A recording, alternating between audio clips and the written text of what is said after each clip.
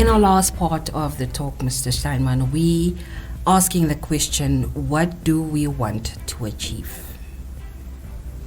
Elizabeth, that is fairly easy. We want to achieve prosperity for ourselves, for our local people.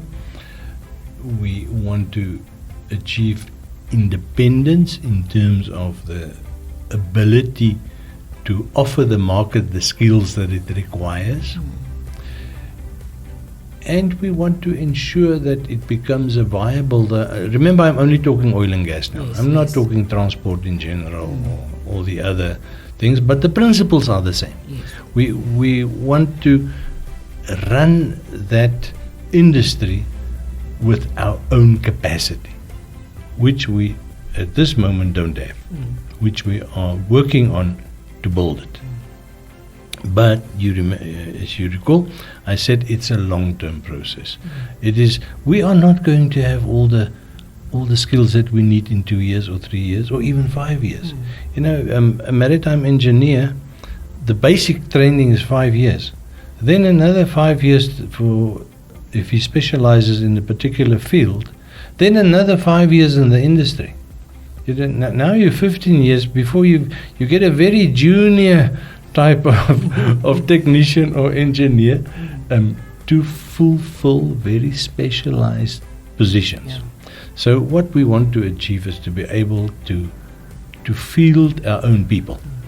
You know, that if the oil majors tell us we are going to put up a rig here, we've proven the capacity of or the extent of a specific well that we've drilled, and we know our estimates tell us there's so much crude there, and we need to do this and we need to do that.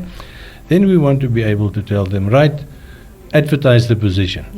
There you will find 30, 40, 50 qualified Namibians that you can interview to use for that position. Isn't that nice to hear? No, you must say, wouldn't that be nice?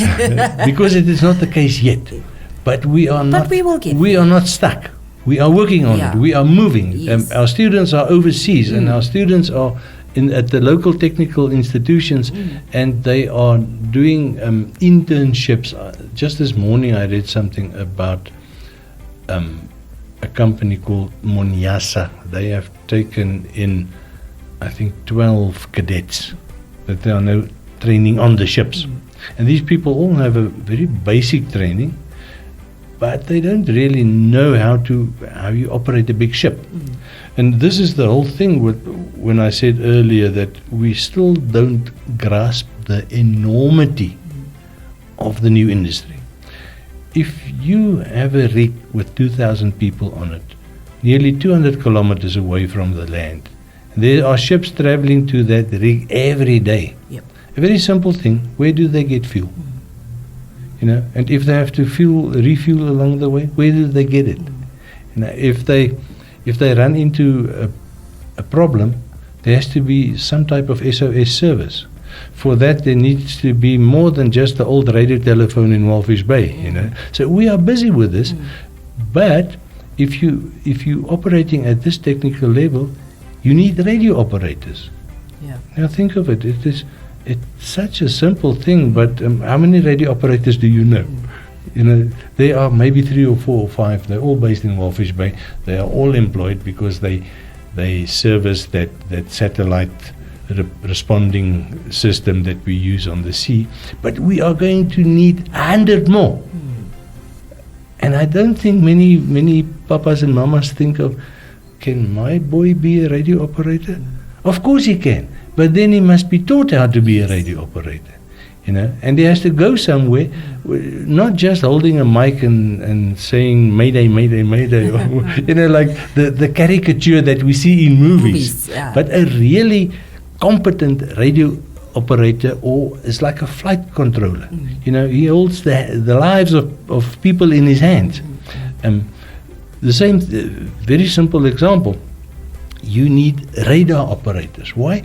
Because suddenly we're going to get traffic on the sea that we never had. And there are huge risks and dangers, and you need skilled people to watch where all the vessels are on the radar system, keeping contact with all of them, so that there's no collision or any damage, or loss of lives. Yeah. Do you know a radar operator? Neither do I. There must be one or two in the army, because I know that there's a radar station in Grootfontein at the old Air Force base. But I mean, how many soldiers do you need to man a radar station? 4 or 5, you see. So the whole point is, we are going to need hundreds more for oil and gas. And this is just one example, 2 examples, and I make it sound silly, because in a certain sense it is silly, but it's very serious. We need to train all these people if we want to be able to provide the local capacity to fill those jobs. Interesting talk indeed, and we unfortunately have to say goodbye. So thank you so much for tapping in and keeping it locked to the Power Station Energy 100. We will talk to you again not tomorrow, but next week. So from me, Elspie Timyani, from Mr. Daniel Steinman, and from the team, we say goodbye.